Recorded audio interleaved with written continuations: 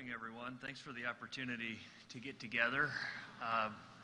Looking forward to talking about the work that we're doing to make sure that Ohioans are well aware of the opportunities for how they will vote this November and in the 4 weeks leading up to that, and looking forward to talking about the work that we're doing to make sure that Ohio continues to have secure and accurate and honest elections. I look forward to the questions that you all have. So, first of all, Election Day is approaching. It obviously will be here before we know it. There are 54 days until the October 5th registration deadline.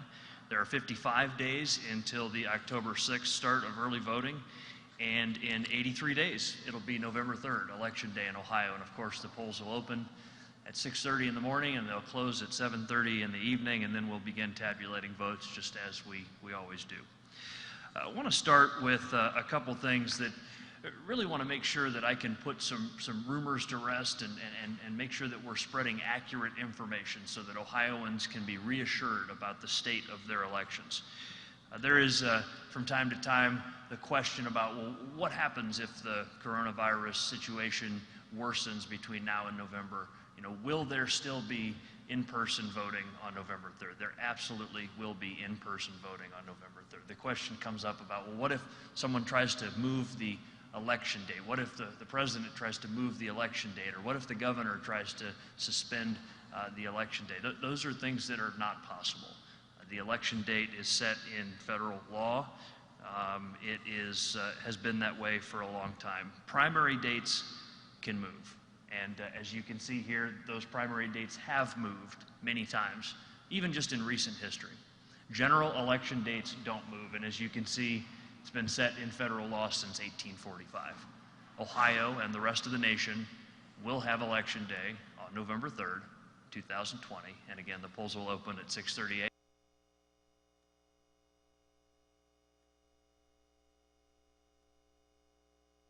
and they'll close at 7:30 p.m. just as we've been accustomed to for many years. Ohioans need to know that they have three great options for how to vote. It's interesting, you know, I get this question all the time, and it's hard for me to answer it without showing a little bit of incredulity sometimes, but the question comes, well, what's going to happen with the election this November? As I've traveled around the state, even just in recent weeks, even among, by the way, people that are poll workers, that are experienced and involved in elections, I'll get the question, what's going to happen with the election this November? And the answer is, the election this November and in the 4 weeks leading up to it is going to look a lot like what Ohioans have grown accustomed to for close to 2 decades.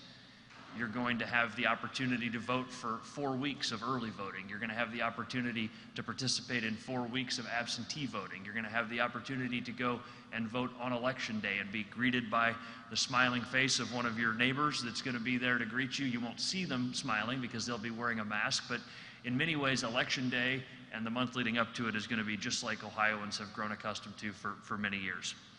So let's go through each of those three options. Absentee voting. Ohioans, for, again, close to 20 years, have had the opportunity to vote from the comfort and convenience of home. Every Ohioan who is a registered voter is going to be receiving an absentee ballot request form from us right around Labor Day weekend. This has been practiced in Ohio now for close to 10 years, and that's exactly what our office is continuing to carry out. 7.8 million registered voters currently. They can all watch their mailbox for an absentee ballot request form. And by the way, I think that you all have a copy of what we're mailing out so that you can look at that as well. It's important that Ohioans know not to wait. Procrastination is always a bad idea. Ask any college student, but procrastination is even a worse idea when we're running an election in the midst of a pandemic and when we know that the U.S. Postal Service is not operating at peak efficiency.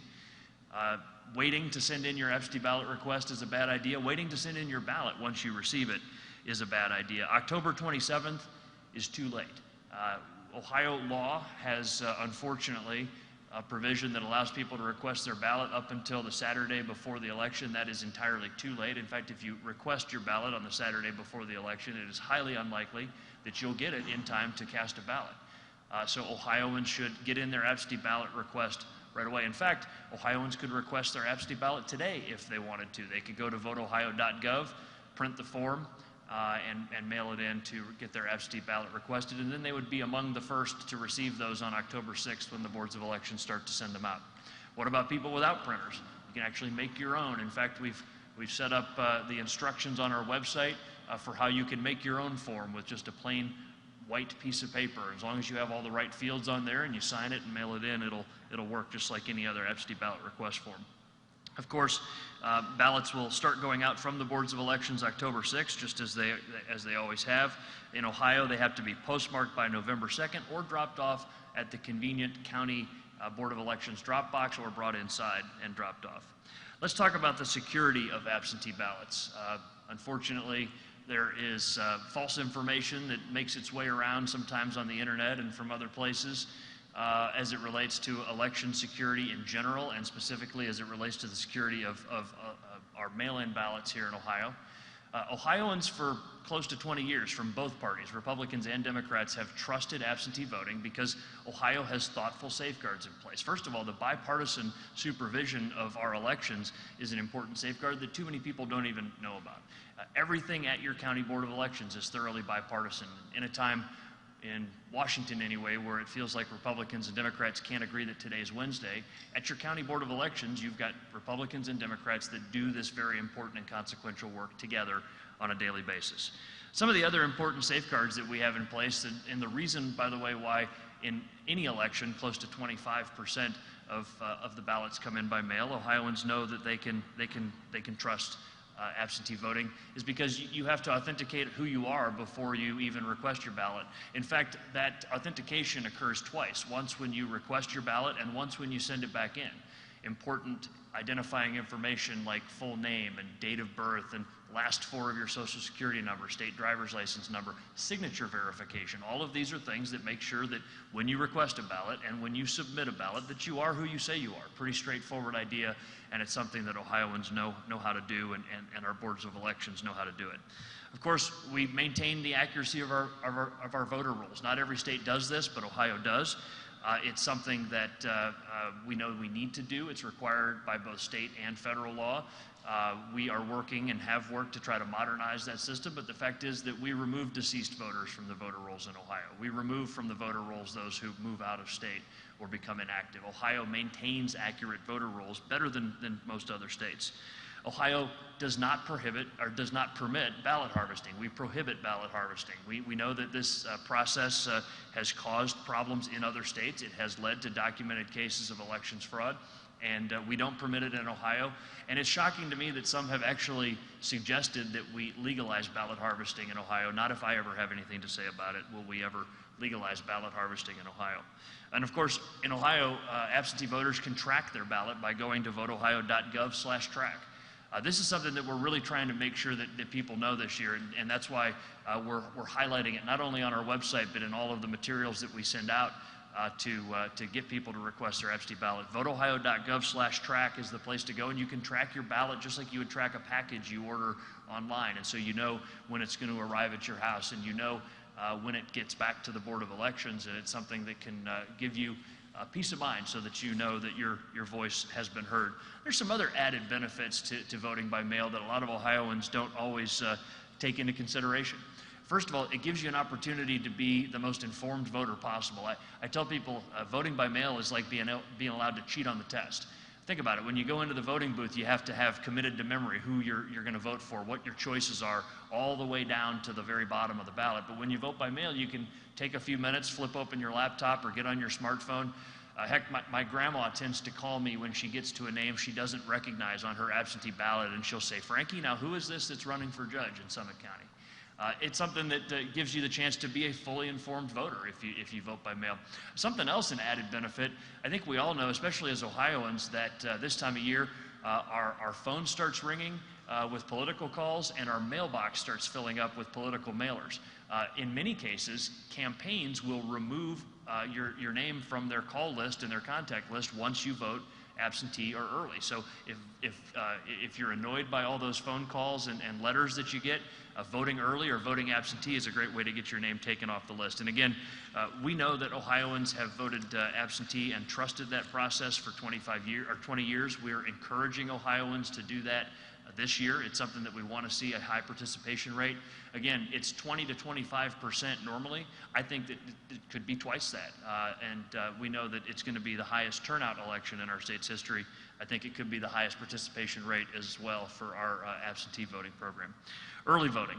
Ohio is a national leader in early voting, bar none. I mean, there's no question about it. Certainly in the Midwest, we lead all the other states around us, but we're certainly top 10 in the nation as it relates to the convenient days and hours that are made available to Ohio voters. You can see the slide here that sort of illustrates it in the form of a calendar. The fact is that Ohioans have 4 weeks of early voting. That includes evening and weekend hours. We're one of only 5 states in the nation that has Sunday afternoon early voting. We're one of only 20 states in the nation that allows Saturday or weekend early voting at all. And as you can see, we're certainly in the top 10, in fact, ranked 43rd in the top 40, 43rd as in near the top of the list for early voting days and hours. And so Ohioans should take advantage of that. If you're concerned about voting by mail, you should come and vote early at your county board of elections. You should use these convenient days and hours that you have. The national average, by the way, is 19 days. Ohio has 28. 216 hours of early voting, again, more than 43 other states. Early voting is a good option, and Ohioans should take advantage of it.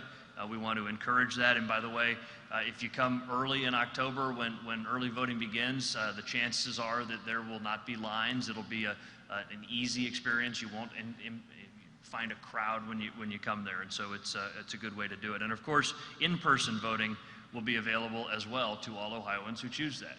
It's important to re-emphasize this because it just seems like there are conspiracies out there all the time on the internet about this and everything else. There will be in-person voting available on Tuesday, November 3rd, just as Ohioans have grown to expect. In fact, the way that we're securing and safeguarding our polling locations takes a cue from Ohio's private sector businesses. Look at the great work that our grocers and restaurants and pharmacists and so many other businesses have done to create a safe and healthy environment both for their customers and for their employees. That's exactly the kind of thing that we're going to be doing at our polling locations all throughout the state. In fact, just today, we are issuing a 48-point Ohio voting safety plan. This has been a work that we've been putting in for a long time with the CDC and with the Ohio Department of Health, working in collaboration with Ohio's 88 county boards of elections, these bipartisan experts through their association, the Ohio Association of Elections Officials. The boards of elections have asked us to give them specific guidance on what we want to see our polling locations look like, what we want to see the early voting locations look like, what kind of personal protection equipment is going to be required, and that's exactly what we're doing with this plan. Among the 48 points that are in there requires the routine cleaning of voting machines and e-poll books, following the manufacturer's guidance to wipe down those high-touch surfaces to create that safe environment. Of course, masks are required for all poll workers. This is not optional. Masks or a clear face covering, particularly for those that may not be able to wear a mask, then the alternative would be to wear a clear face covering, but their faces will be covered when they work the polls. Of course, social distancing recommendations, and the boards of elections are already working hard on this. In fact, I saw an example of this when I was down in Fayette County just last week. We were down there for their August 4th special election and got to see the procedures that they had put in place at their county fairgrounds where they had a voting location set up. Boards of elections are planning that already and making sure that they can accommodate the correct social distancing, even considering having a one door where people come in and a different door where they come out, propping doors open. I mean, the thought that went into this document is something that I think you'll recognize, and I hope you take a look at it.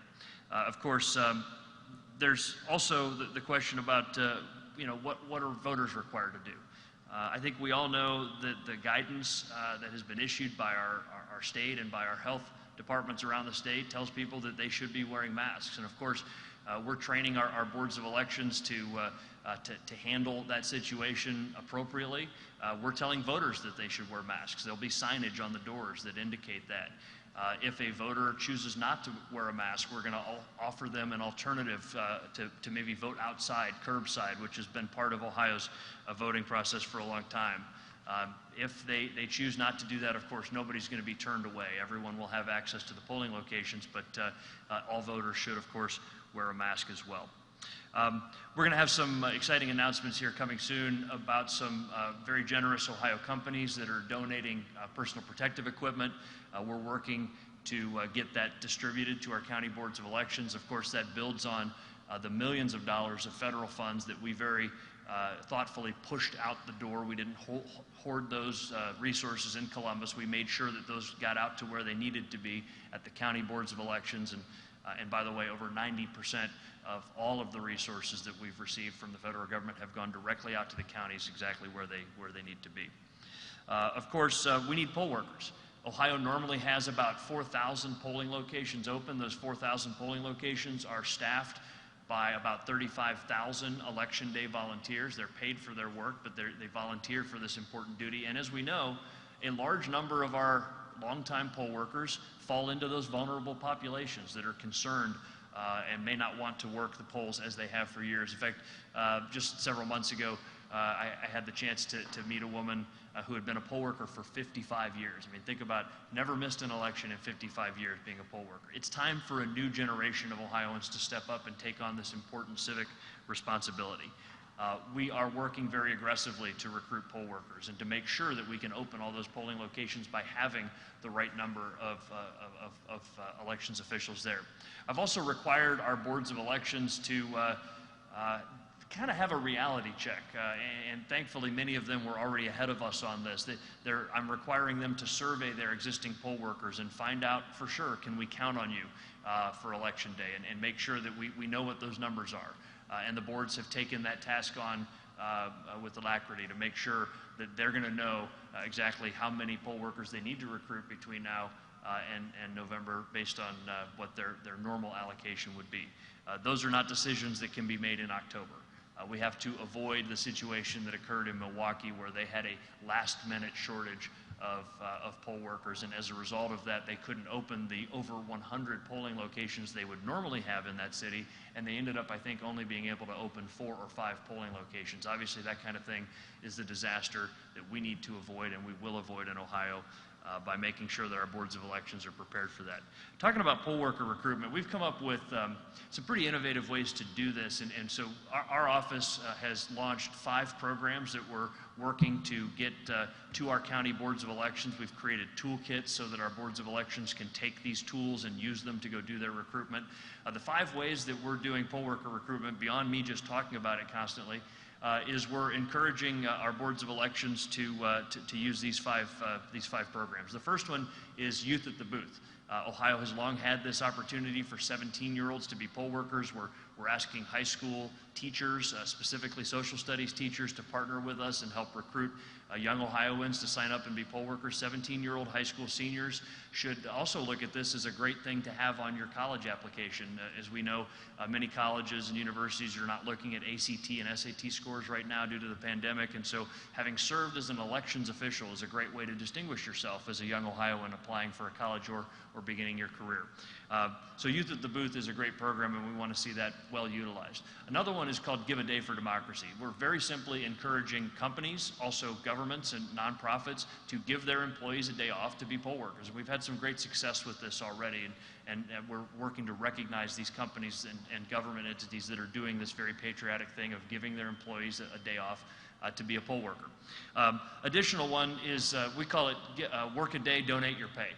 We know that a lot of nonprofit organizations around Ohio are struggling with their traditional fundraiser not being possible, right? The fish fry or the church picnic or the festival that they would hold. Many of those are just off the table this year. And so for a nonprofit organization, if you get your members to sign up to be poll workers and then commit to donating back their poll worker salary, it can provide a nice opportunity to have a fundraising opportunity for your organization. Another one, and this one is near and dear to me as a veteran. I am really enjoying what we call a second call to duty. This is where I'm encouraging my fellow veterans to continue keeping the oath that many of them may have taken a long time ago. The oath of enlistment, when you sign up to serve in the armed forces, says that you will protect and defend the Constitution against all enemies, foreign and domestic, and that's a lifelong commitment. It doesn't end when you hang up your uniform. And so I'm encouraging my fellow veterans to continue protecting and defending the Constitution by signing up to be a poll worker here in Ohio. The final one, and this one's also pretty exciting, we've seen a number of professional licensure organizations, and this was started when we partnered with the Ohio Supreme Court to get lawyers the opportunity to receive continuing education credits for signing up to be poll workers. And so the Ohio Supreme Court authorized that, and I really appreciate the Chief Justice and the Associate Justices for doing that. And the Ohio Supreme Court created that, and I think that Ohio's legal community is responding with vigor to that because, as you know, any lawyer is always looking for opportunities to get those continuing education credits. And so another one that we had the chance to announce just recently is with CPAs. So the Accountancy Board did this, and we're working with other professional licensure organizations to offer those continuing education credits to their members to sign up to be poll workers. It all comes down to this. We need Ohioans to answer this important call to duty. The place to do that is at voteohio.gov/defenddemocracy. And by the way, we're also working with the administration, and I hope the governor will be willing to do this to make sure that people who are on unemployment do not get penalized for being poll workers. This is a concern that came up, and one of those things that we realized we had to take action on, and so I've officially asked the governor and the Ohio Department of Jobs and Family Services to rectify that situation so that people who are on unemployment know that they can sign up and be a poll worker without being penalized for that. Of course, poll worker recruitment is important and something that we'd ask all of you to continue sharing with your viewers and readers and listeners. Election night reporting. So we often get this question, is election night going to take longer? Are we going to be able to get the results out as soon as we've been accustomed to? Let me be very clear about this. Speed is important. We all like to get those results quickly, but accuracy is even more important. You know, in 83 days, that's when voting ends. The voting will cease at 7:30 on November 3rd, and that's when the tabulation begins. But we know that many of the ballots will not be at the boards of elections yet. In an election where we know that many Ohioans are going to choose to vote by mail, and where we can receive those ballots up to 10 days after the election, we have to just realize the fact that on election night, we will tabulate everything we have. We'll process and tabulate everything we have. But that doesn't mean that that's a final result. So this is a civics lesson for all of us. We always talk about the unofficial results on election night, and people often don't really think about what that means. That unofficial result on election night means just that. And this year, that unofficial result could change between then and 3 weeks later when we certify the final results. That doesn't mean that something nefarious is happening. That's the very manifestation of our commitment that every vote matters, every voice matters. And whether it's, you know, one of my former teammates who's serving abroad, or whether it's an Ohioan who just procrastinates and waits to mail their ballot at the last minute, those ballots that are legally cast and postmarked by November 2nd and received at the Board of Elections on Wednesday, Thursday, Friday, Saturday, those are important ballots, and those have to be counted as well. And so I just urge a little bit of patience. It may take longer on election night. Certainly that's the case, but we also know that the results could change from what's announced on election night and what's announced weeks later when we have the final certification. I do want to also mention that Ohio's in a really good position on this compared to some other states. Our friends up the road in Michigan or over in Pennsylvania, they're not even allowed to start to process ballots until election day. So here's what that means. They just have to accumulate the mail. They keep it locked in a room. It's a big pile of mail, and they can't start even cutting envelopes open until election day. That is going to cause for them a big problem. They've been trying to rectify that, but the law in their state requires them to not even open envelopes until election day. Thankfully in Ohio, as we receive those ballots, we can cut them open, verify the information, check the signatures, just as we've always done, and even start scanning them, just not tabulate those until actually the polls close on election night, because certainly not until 7:30 can we know what direction the election is heading. And so it's important to understand the difference between processing and tabulation. I've even asked my team to emphasize on our website where we do election night reporting that you know, we're accustomed to this traditional model of, you know, certain percentage of precincts have reported or what have you. But I want to make sure that we highlight that when we have our unofficial canvass on election night, that there's still going to be, in some cases, maybe hundreds of thousands of ballots that are still out there that we know were mailed out and we're expecting will come back. And so it's something important for people to realize that speed is important, but accuracy is even more important. Security. This was a priority when I first came into office. It continues to be a priority. Of course, all of us have been talking about and concerned about the health situation and continue to be, but cybersecurity and the security of our elections continues to be a top priority. It's important to understand that Ohio has taken a leadership role in the nation on this. Last year, we issued the most aggressive security posture of any state in the country. This has been noticed by our U.S. Department of Homeland Security. It's been noticed really around the world, and that's why I was asked to go speak in Tel Aviv, Israel in January at an international cybersecurity conference. The 34 points of our checklist were a lot of work for the boards of elections to do, and the millions of dollars of federal funding that we got out to them allowed them to be able to do that work. And in January, when we had our deadline, the counties met that challenge. They made sure that they have a secure posture and that we have things like an intrusion detector on all of our county boards of elections infrastructure. We have an event logging monitor and the right policies and procedures in place to make sure that we can respond if that alarm does go off. Of course, the human side of security is just as important, and that's why we've had very aggressive training that we've engaged in and background checking to make sure that the men and women that are sitting at these computers can be that human firewall to protect our infrastructure. We take cybersecurity very seriously. It's something that I think sets us apart from many other states, how aggressively we've taken this. And then just building on that, recently we sent out another directive that again takes that next step.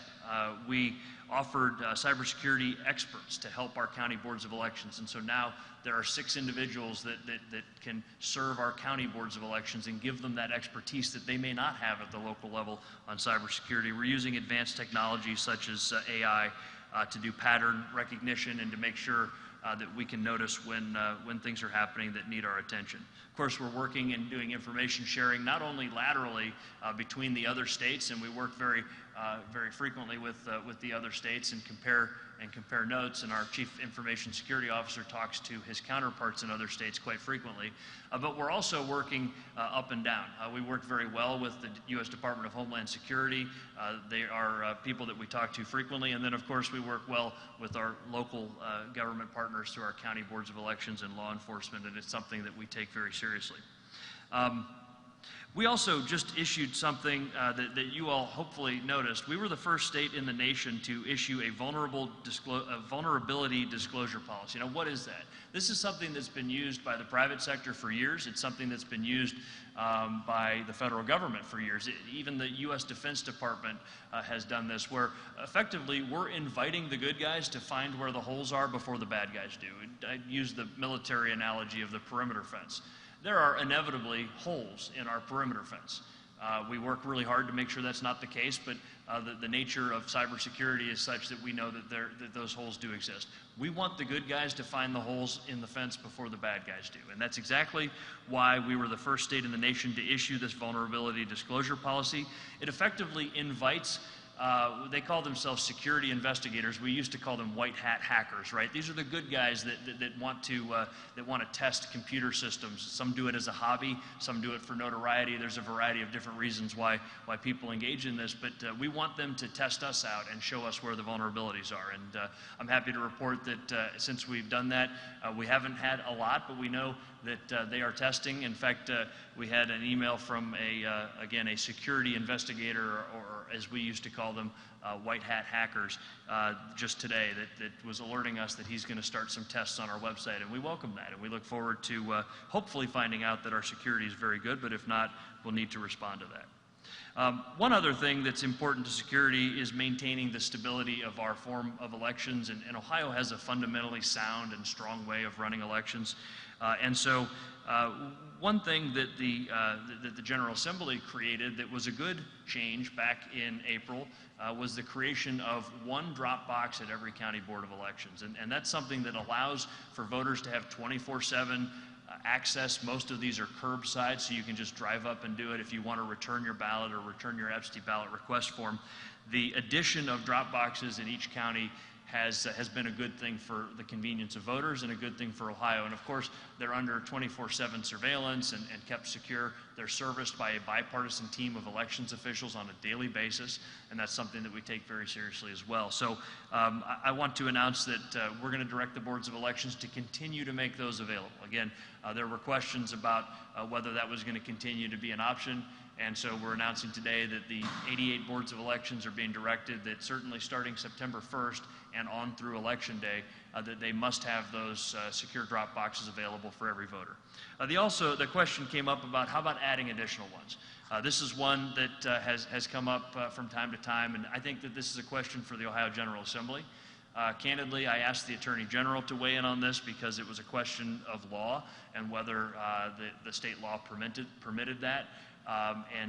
You know, what I decided to do, rather than wait for continued legal analysis of that, was to move forward and say we're not going to allow the addition of more drop boxes. Again, this is something I think is a fine idea to look at for the future. I hope that the legislature weighs in on this and it can be done in an equitable way, but with, you know, just under 3 months to go until Election Day, I don't think it's time to change the way that we've done things here in Ohio and add new drop boxes and questions about the validity of that, and also to risk litigation. This is not something that I think may happen. This is something that I know would happen. If we were to add more drop boxes around the state, there would be litigation on this. We've seen it just in our neighboring state of Pennsylvania, and I don't want to subject our 88 boards of elections to a bunch of wasteful litigation on this issue. But I do hope the legislature weighs in on it. Speaking of lawsuits, we all know that lawsuits are going to happen. I've been using the line from Casablanca where Captain Renault says, "I'm shocked that there's gambling occurring here." It's shocking that 3 months before an election, people might file politically motivated lawsuits. It's disappointing, but it's the fact of life here in Ohio, and we know that we need to you know, address those and keep our eye on the ball to make sure that we can deliver those fair and honest elections for the people of Ohio. Those lawsuits include things like telling us to stop signature verification. Folks, that's been done for hundreds of years, over 100 years, 200 years in our state's history. The boards of elections have verified signatures. It's one of the important safeguards that exists, and it, by the way, is a thoroughly bipartisan process, just like everything that's done at the boards of elections. And then another lawsuit would blow a hole in our cybersecurity posture that we've worked so hard to create by opening up our boards of elections and requiring them to start downloading attachments from emails and to receive absentee ballot requests that way. Certainly, as you all know, I'm a big fan of modernizing the way that we do absentee ballot requests by creating an online opportunity for doing that. But using this sort of antiquated email system to receive absentee ballot requests would not be a smart idea for cybersecurity or for the stability of our elections. Voters need to know what to expect, and again, 3 months before an election is not a time to make a bunch of changes, whether it's via lawsuit or otherwise. Legislative challenges. Back in April, I asked the legislature to do a few key things. They have not done many of them yet. Let's suffice it to say I'm disappointed in that. I've asked the state legislature to fix the Saturday deadline that leads to people getting their ballots after Election Day. There is no reason why Ohio should continue to be an outlier. We're one of very few states in the nation that allows people to request an absentee ballot at noon on Saturday, effectively one business day before the election. That needs to be changed. Unfortunately, the legislature hasn't changed that, so I will continue to tell people, do not wait that long to request your absentee ballot. The law may permit it, but it is a foolish thing to do and will likely result in you getting your ballot after Election Day. The state legislature has not responded to the bipartisan calls from myself and from our elections officials to modernize the way that we do absentee ballot requests. We want to put those online. 5 years ago, I started asking for that. We could use a system very similar to what we use for online voter registration to accept online absentee ballot requests, but again, the legislature has not acted. We asked the legislature to authorize postage paid so that every ballot could be returned with the voter not having to find a postage stamp. Listen, I don't think it's the 55 cents necessarily that's such a burden. For some people that means more than for others, but I will say that for a lot of Ohioans, just having postage stamps at home is not a part of their normal life. Ask any of the 20-somethings that work in your office and they'll probably tell you they know where to find postage stamps, but they're not exactly sitting in their kitchen drawer it's just not a normal part of life for a lot of people. So I think that we should provide postage paid. We can do that, by the way, all with federal funds.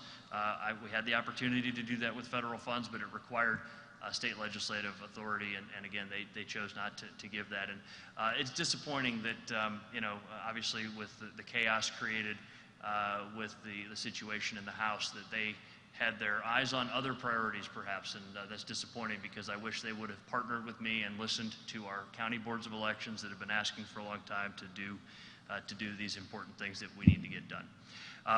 But let's not dwell on that, because really what Ohioans should know is that our state is a leader in the nation. And I want to finish on this. Ohio leads the nation in early voting, Ohio leads the nation in absentee voting, and Ohio leads the nation in making sure that every Ohioan has a chance to cast a ballot. Those 4 weeks of early voting make us a top state in the country. By the way, the Brookings Institution, a nonpartisan think tank, just evaluated Ohio number 6 in the entire nation for our absentee ballot program. It's a good thing. It's something that we're proud of. It's easy to vote in Ohio. Everybody should take advantage of that, and it will be, again, the same 3 choices that you've had for close to 20 years that Ohioans will have this November. Thank you so much for the opportunity to go through all that, and I look forward to the questions that you all have for me.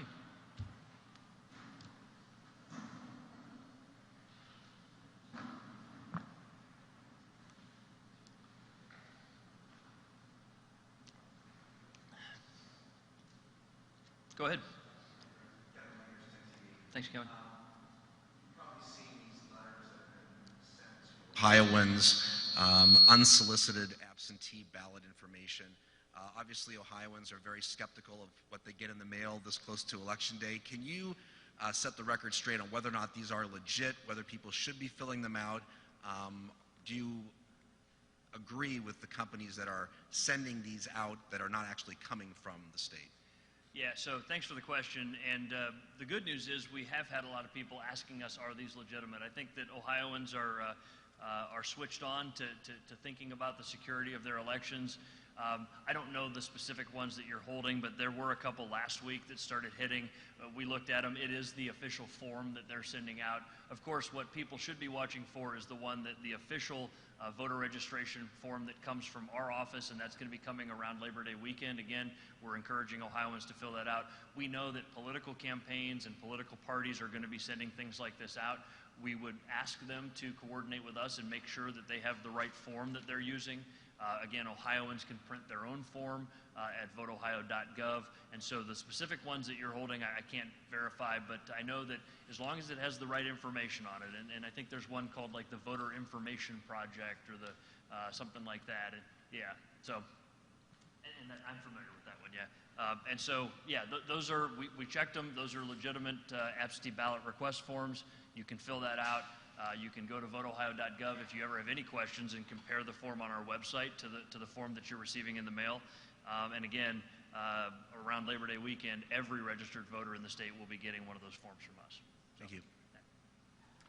Hi, Rick Ruan from the Columbus Dispatch. Thanks, Rick. I wanted to go back to the issue of postage paid. So the ORC specifies that Board of Elections can't pay for postage, and House Bill 680 would have blocked you from paying for postage, but obviously it didn't pass. Why do you believe you need General Assembly authority to pay for that postage rather than just going to the Spending Approval Board? So the question relates to the legality of postage paid. Obviously, the boards of elections are prohibited from providing postage paid for returning their envelopes by the Ohio Revised Code. No Secretary of State has taken it on themselves to provide that postage paid, because that interpretation had always been that that prohibition also exists for the Secretary, even though it's not specifically annotated as such. And that's why I believe, and I can't speak for them, why the General Assembly chose to put that provision in 680, by the way, a provision that I would prefer comes out of the bill or that never gets passed. But I think it's clear that the General Assembly believes that the question of whether postage should be allowed or not is one that's under their purview, and that's why I've asked them to do it. Listen, if we get additional federal funding, I'm still going to try to get postage paid. I'm going to come to the controlling board and ask them for the opportunity, and that would be, that legislative authority that I would get through the controlling board. I think that it's a good thing for Ohio to have that. But again, I'm not going to act outside the law and subject Ohio to a bunch of litigation on this, particularly when I think that that's litigation that we would likely lose. It's not something that, listen, you don't want a Secretary of State that's unencumbered by the rule of law. I serve in an executive position. I enjoyed being a legislator for 8 years, but I'm not a legislator now. My job is to carry out the laws of the state of Ohio. And you want a Secretary of State who's bound by the rule of law, and that's exactly why, I've asked my team, and you can ask our lawyers, I've asked them, is there any way that I have the authority to provide postage paid? And they've told me unanimously that they don't believe I have the legal authority to do that. So thanks, Rick. Thank you. Yeah. Tom Bosco with ABC6. Thanks, Tom. Can you tell us, do you have any idea how many ballots come in after the 10-day window, and do you consider them lost or people who just got sent them in too late? And is that a problematic number? Yeah, so the question relates to ballots that arrive after the 10-day window. Of course, we know that Ohioans that send in their ballot and it's postmarked by November 2nd, that's a legal ballot. It has up to 10 days to arrive, and traditionally those 10 days have been perfectly adequate. We saw this situation in Butler County back in the spring, where there were ballots that arrived after that deadline, a large number of them. And I wrote a very harsh letter to the U.S. Postal Service about the mistake that they had made, but the law is also clear that after 10 days you cannot accept those. We don't have the exact number.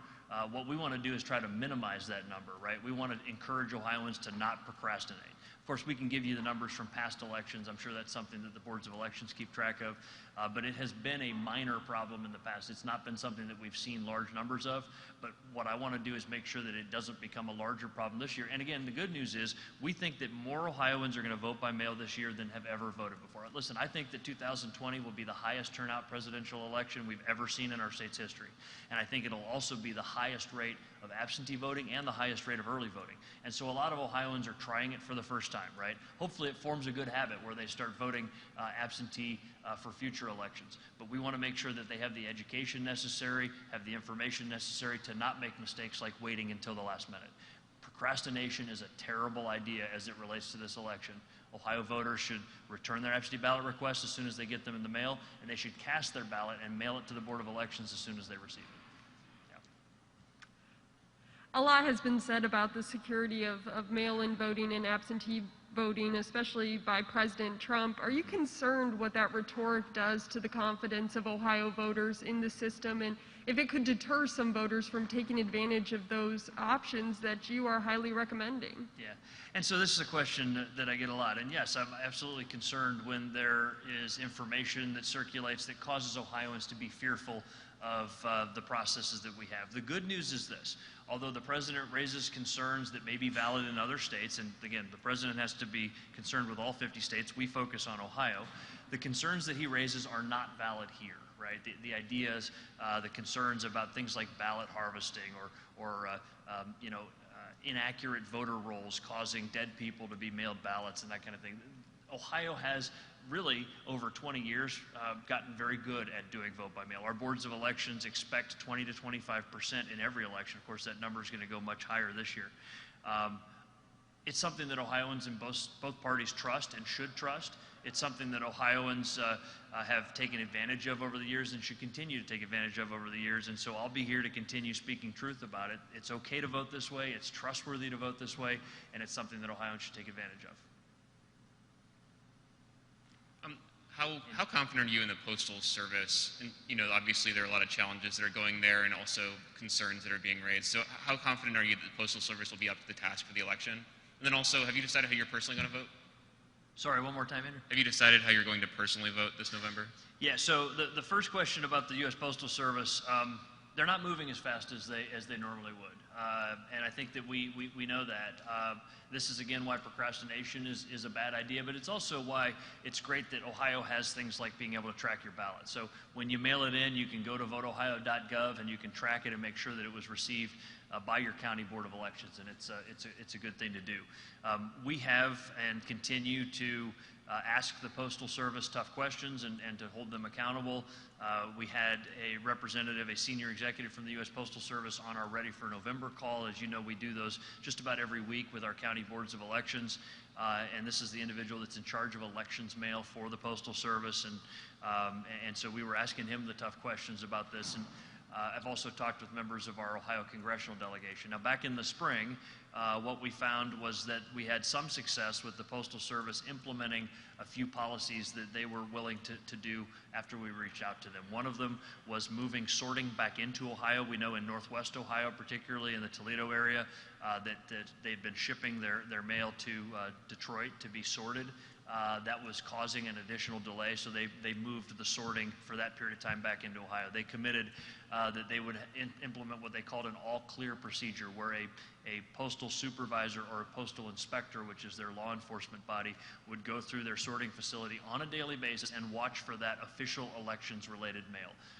And make sure that that's gotten out the door and not sort of a box of things, you know, stuck over in the corner or what have you. Even the design of the mail pieces is important, and this is where we've redesigned the envelopes that we're using, for example, and we've gotten that template out to the boards of elections so that they could begin printing those and working with the Postal Service to make sure that that election mail logo is prominent on there, even a big bold stripe down the side so that it's visible as it's moving through the sorting facilities and that kind of thing. So those are some of the ideas that we've been putting into place in Ohio. But again, the bottom line is don't wait. You asked a question about how I'm going to vote. I anticipate Lauren and I will vote by mail as we have in the past. And I anticipate that we will get our absentee ballot request form from the Ohio Secretary of State's office, just like close to 8 million other Ohioans will be. And we're going to fill that out as soon as we get it. We're not going to delay, not going to sit around on it. We're going to mail it in. And then I anticipate the Franklin County Board of Elections will probably send us our ballot in that very first tranche in probably October 6th when they send out the first batch of them, and we're going to get it sent in as soon as we can. Hi, Secretary. So you mentioned lawsuits are a fact of life in this job. All your predecessors have been sued. They've won some, they've lost some. Who exactly do you think would sue you if you expanded curbside voting and accessibility, or if you added postage to ballots and did some of these things that you say violate the law? And is there any concern on your part that litigation on that would harm the Republican Party or the Trump campaign, should they be those who sued? Well, I'm going to answer the last part first. I think it's clear in the way that I've conducted myself in this office that I have no favoritism to one side or another. Listen, I was elected as a Republican, and I generally believe in the principles and candidates that my party puts forward, and that's who I am as a person. But when I came into this office, I put on the referee's jersey. I serve as the chief elections officer for my home state, our beloved state of Ohio, and to me, that's so much bigger than politics. The sanctity of our vote is so much bigger than politics. And so, genuinely, no conversation at our office ever starts with how does this impact one party or another. It's just not how we think. And by the way, that's not how boards of elections think either. I've been amused as I've gone to all 88 boards of elections. You can't tell often who the Republicans and who the Democrats are. Somebody will have a donkey on their desk or an elephant on their desk or their Reagan quote or their Kennedy quote on the wall or whatever else. But it's not something that people bring a partisanship to generally. As it relates to who would sue us, I mean, listen, there are a whole list of people that have a history of litigation. And by the way, I'm happy to say that I think we've been able to reduce some of that by just building relationships. Some of these groups that have a history of litigation with the Ohio Secretary of State's office, I've reached out and we sit down frequently. We get coffee back when that was possible. Now we meet online or what have you. But we've built a dialogue with these organizations, and it started with a simple premise.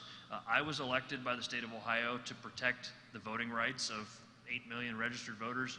These organizations have a history of fighting for civil rights and voting rights, so we should have a working dialogue. So I don't want to assume who the litigants would be, but I think that there's a cast of characters on both the right and the left that are always poised to file a lawsuit anytime they anytime they think that something may give a minor advantage to one side or the other, and that's usually overstated, by the way. I believe Ohioans are going to vote and cast their ballots and be responsible about how they vote, and that minor changes to elections administration really don't usually have the kind of partisan impact that people anticipate they will. Thank you. Yeah. Mr. Secretary, it's Laura Bischoff, Dayton Daily News. You mentioned that you asked for an opinion from the Attorney General on drop boxes. What happened with the opinion? Yeah, we withdrew that request. They just hadn't gotten it done yet, and so I'd have to refer you to his office for why they hadn't gotten it done yet. But we asked them for that opinion. We thought it was wise to have a sort of a firm legal footing for any kind of decision that we were going to make. But again, with less than 3 months until the election, we couldn't wait any longer. I needed to give certainty to the county boards of elections. And then just a couple follow-ups on poll workers. Have you thought about maybe, the poll workers work 6 a.m. to about 8 p.m. Yeah. It's a 14-hour day. Mm-hmm. It's pretty daunting for a lot of people. Have you given thought to giving an option for maybe splitting shifts into half days? And also, you mentioned in your handout that you're considering asking them to offer curbside voting. I think that would probably be a big administrative demand on poll workers because they'd have to have a bipartisan team go to the curb. Yeah. How are you going to manage that? So a couple things. Curbside voting has actually been a component of Ohio's elections administration for a long time. It was put in place initially to help ADA voters, actually before there was an ADA, right? When many public buildings did not have the kind of accessibility that they should have. And so, the procedure's been in place for a long time. It's well understood. I think that we could see increased usage of it this year. And by the way, if somebody has opted not to take advantage of early voting, has opted not to take advantage of absentee voting, and they just want to come to the polls on election day, but they are themselves vulnerable, or they have a known exposure, or they themselves are not feeling well, we would prefer that they do this versus coming into the polling location. And so, it's manageable. I've offered the idea that county boards of elections could have volunteers that could be runners. Of course, the actual handling of ballots and bringing it out has to be done by a Republican and a Democratic poll worker, as always is the case, but you could have the local Boy Scouts or Girl Scouts that volunteer to be the runner that goes inside and says, hey, somebody's here that needs to vote curbside. We've offered to the boards of elections, they may want to post a sign that says call or text this number or what have you if you want to vote curbside. So it's something that's been around for a long time. It's just another way that we're trying to be as creative as we can as it relates to making sure that it's safe and secure. Poll worker split shifts. We put in a long day too. I know all of you do on election day. It's a long day for everybody. This has been the way it's run in Ohio for our 217 years of history as a state, and I would say that I'm open to it. It's not something that we're going to change before the presidential election. That would be not a responsible choice to make that change. And by the way, it would require a change in law. It's not something I can do autonomously. It would have to be done as a change in law. The concern, and I can tell you that the Ohio Association of Elections Officials is very concerned about this, and they have been very vocal in the past that they do not want to see this change. Because right now it's very difficult to recruit 35,000 poll workers for election day. The moment you say you can work split shifts, now we need to recruit 70,000 because everybody's going to want to do that, of course. No, if given that option, who would say no?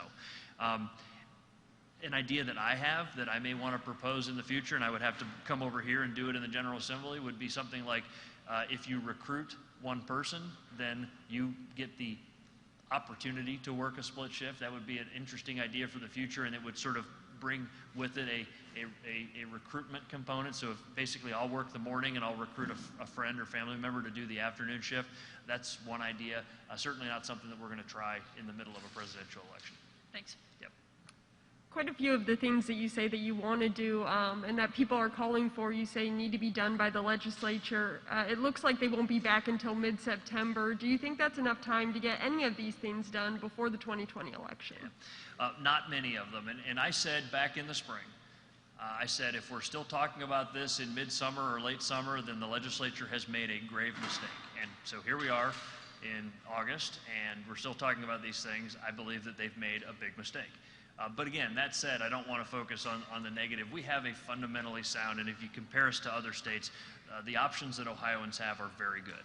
And the chances to cast a ballot are very good. And there's something for everybody, regardless of your health situation or lifestyle, in the 4 weeks of early voting, 4 weeks of absentee voting, and in-person election day voting. The changes that I've been asking for likely at this point couldn't be implemented. Certainly something like the online absentee ballot request, it's probably too late to get that stood up. The testing and the lead time that our IT team would need. And so I'm going to keep pushing that. Hopefully we're back in this building in November and December working with the legislature to try to get some of those things done then, and I'll push for it then. The idea about postage paid, I think that we possibly could get that done, but again, the clock's ticking on that. And once absentee ballots start going out on October 6th, it's effectively too late at that point because you can't have some voters getting postage paid and other voters not. And certainly there would need to be some lead time ahead of that for printing and preparation and everything else. So it's unfortunate that the inaction by the legislature has put us in this position, because what we were saying all along is that we really need a few minor tweaks to make Ohio's election the best it can be this November. The thing that continues to really worry me is that Saturday deadline. I think that we don't want to encourage procrastination, and when the law tells people they can wait until Saturday to request a ballot, it's just a very bad precedent. So maybe that could get fixed, but really it's too late for a lot of those changes. And remember also that unless they get an emergency clause, we're past the 90-day effective window. So Thank you. yeah. Mr. Secretary, Yes, sir. You say that you've encouraged voters to wear a mask. Did you ever consider about mandating that? And if the pandemic does get worse closer to election, how flexible are these polling stations to go to a plan B? Yeah, so first of all, the situation that we're setting up as it relates to polling location design and policies anticipates that we're still in a position where the pandemic is very much a concern, right? And so we're preparing for that. I don't want to say worst case scenario, but we're planning for what health professionals tell us. And by the way, I'm not an epidemiologist, neither are you. We're listening to the people that have PhD after their name, who have devoted their lives to this science. And that's why right at the top of our health guidance that we're issuing, it says, in collaboration with CDC, in collaboration with the Ohio Department of Health. So the polling locations will be a safe and secure environment, a healthy environment for every voter, regardless of whether there's a spike in the virus or not. I would say this: if you are immunodepressed, if you are concerned because you're in that vulnerable population, if you fall into those risk factors, don't wait. Just request your absentee ballot. Vote by mail, or if you really want to hand it to an elections official personally instead of handing it to the U.S. Postal Service, then go and take advantage of early voting. Don't wait until election day. But of course, that option will be available. And Kevin, what was your second question? I apologize. About the masks, whether or the not mask. you would. Yeah. So voters are citizens, and citizens are being directed by their state and local authorities to wear masks. In most cases, it's a requirement. That said, the poll workers are not there to enforce mask requirements. They can't do that, and nobody can be turned away. That's why we put what I think is a very thoughtful kind of a flow or de-escalation in place. I mean, of course, the first choice is you should vote by mail. The second choice is you should vote early. If you haven't taken advantage of either one of those, if you show up at a polling place and you see the sign on the door that says you should wear a mask and you decide to disregard that, you'll be greeted at the door and you'll be asked if you would like to vote curbside so that we can try to handle that outside. And if you say, this is my right, I'm here to vote and I insist on it, well, then we're going to keep everybody else away from you. We're going to carefully hand you your ballot, check your ID, and get you back out the door with an I voted sticker and send you on your way. I mean, we're not going to turn people away, and I don't think we want our polling locations or our elections officials to be, sort of serving as the enforcement mechanism for masks. It's good manners, right? I think some people were laughing when I compared it to picking your nose. I mean, we don't need to have police out there telling people not to pick their nose. It's just gross. It's rude. It's bad manners. So we know not to do it, right? Walking into a polling place without wearing a mask is rude. It's bad manners. You should not be doing it. But if you choose to, well, then we're going to let you cast your ballot and send you on your way. Yeah. Thank you. Thank you.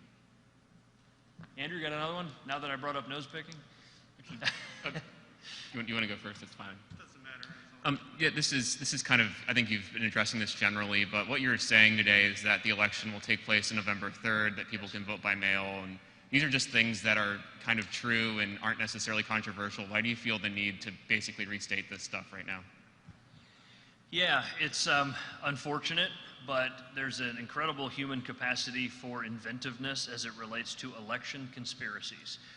People come up with all kinds of wazoo things and then share them on the internet, and people unthinkingly just sort of share them and pass them along. And that's why when I'm out and when I was down in Fayette County, or last week when I was up in Toledo, people come up and ask me, so what's going to happen this November? And again, it's hard for me not to be incredulous when people ask me that, because the same things are going to happen that have happened every year we hold an election, and that means that Ohioans are going to have all these choices. But the reason I'm restating these things is to make it loud and clear to Ohioans so that they know and they can hear it directly from the person who has taken the oath to serve as their chief elections officer, that in-person voting is going to be available on November 3rd, that 4 weeks of early voting, 4 weeks of absentee voting are going to be available to every registered voter in the state of Ohio. I think that people need to hear that, and it needs to be reinforced. Sometimes we who work in and around state government may take those kind of things for granted, but out there in the rest of Ohio, there are questions about this, and it's something that we need to make sure that there are no questions, that people understand exactly what the scenario is going to be. And by the way, I should mention that I've had great conversations with the governor and the lieutenant governor and the administration.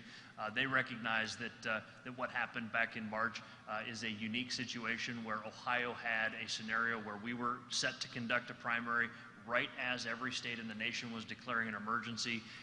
They recognize that primaries are very different from generals, and they recognize that the general election day is set in stone, it's not changing, and there will be election day in-person voting then. Yeah, so what role do you think elected officials play in kind of promoting this, whether it's the president moving the election day, or whether it's the governor moving Ohio's election day, 24 hours before it's supposed to happen earlier this year? As we've seen, elected officials should be held to a high standard.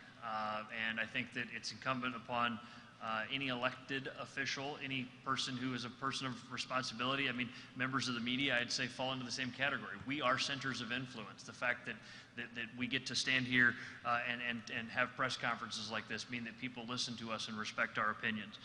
And so we need to be a source of accurate information and truth. I think that sort of fanning the flames and engaging in hyperbole is irresponsible. It's irresponsible when it's done by Republicans. It's irresponsible when it's done by Democrats. I think you all know that I've been consistent about calling it out and calling it what it is. Listen, if you are making Ohioans fearful about elections, you're kind of doing our foreign adversaries work for them, right? They want to diminish the credibility of our elections by causing people to call into question whether elections are really a valid way to run a country. We're not going to let that happen here, and I'm not going to let Ohioans be subjected to disinformation, whether it's coming from a foreign adversary or whether it's coming from a domestic American politician. I'm going to set the record straight, because the best antidote to lies is to tell the truth, and tell it often and tell it loudly. Thanks. Thanks, Andrew. Hello. Can you talk about the process of selecting polling locations? There was a little bit of a scramble earlier in the spring or before the primary because some were in nursing homes. And then there's also the concern of consolidating them. Some people say they don't want to see what happened in Milwaukee happen in Ohio, where suddenly you had to consolidate like 100 polling locations into one. So Absolutely. Can you kind of talk about what's going on? Yeah, so it's important for people to understand that the selection of polling locations is a thoroughly local matter that's conducted by your bipartisan county board of elections, 2 Republicans and 2 Democrats who have the sworn responsibility of running elections in that county. And Ohio is a very diverse state, right? What works in Columbiana County or in Coshocton doesn't work in Cleveland or in Cuyahoga County. It's really up to those local elections officials to choose, those board of elections members to choose where those polling locations are going to be. And it's, again, we've historically seen 4,000 polling locations staffed by 35,000 election day volunteers. The hard reality is, if you don't have 35,000 election day volunteer poll workers, you will not have all 4,000 polling locations open. The thing I'm trying to force the boards of elections to do, the thing I am forcing the boards of elections to do, is to come to that tough reality right now. to realize if they're going to have to consolidate polling locations, that's something that cannot happen in October. The emergency situation, again, my heart goes out to our friends in Milwaukee, because they had to deal with this as the pandemic was happening, and they had to figure out on the fly what they were doing.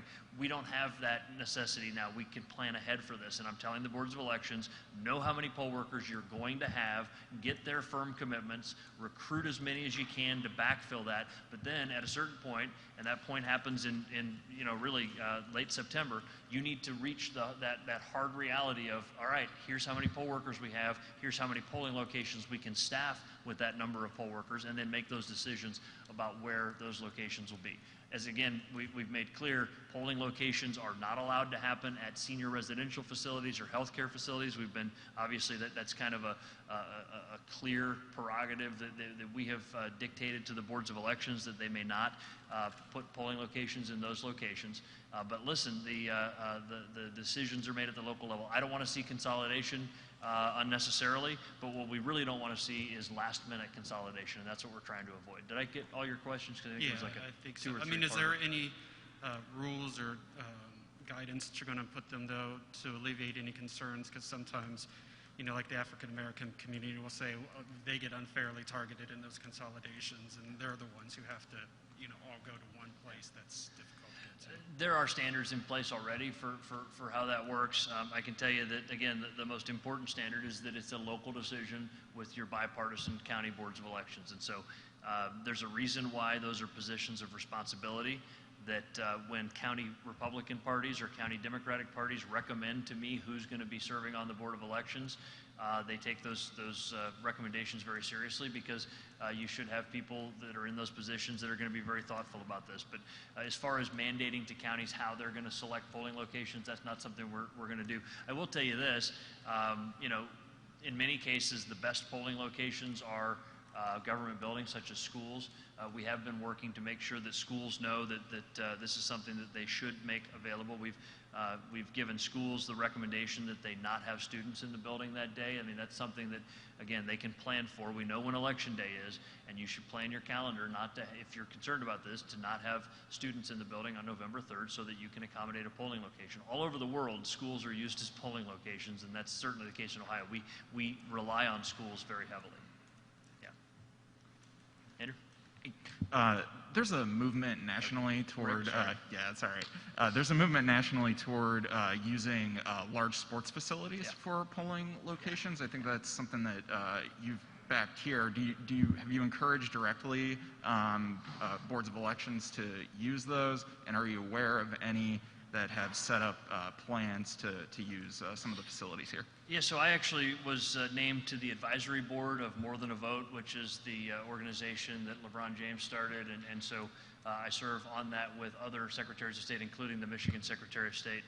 And what we're encouraging professional athletic teams to do is not only make facilities available. That's a wonderful thing if they choose to do that, and we've really directed those kind of conversations to the County Board of Elections, because, for example, I think Cuyahoga County is going to put a few of their precincts at what used to be called Quicken Loans Arena. It's now Rocket Mortgage Fieldhouse, I think. The names change frequently. But the decision about putting a few downtown precincts in that location is really up to the Cuyahoga County Board of Elections. And so what we're really trying to focus on with them, and again, the facilities question is great, and I hope that in Hamilton County, I want to facilitate those conversations with the Hamilton County Board of Elections, with their professional sports teams, and other places around the state, here in Columbus, for example. But what I'm really asking them to do is, listen, a lot of these organizations have respected voices, right? They're athletes, they're coaches, the broadcast professionals that work in and around these franchises.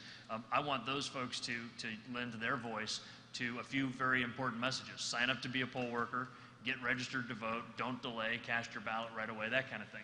And so that's the kind of stuff that we'll be doing with them. But I do believe that the Cuyahoga County Board of Elections is using the basketball arena there for a polling location.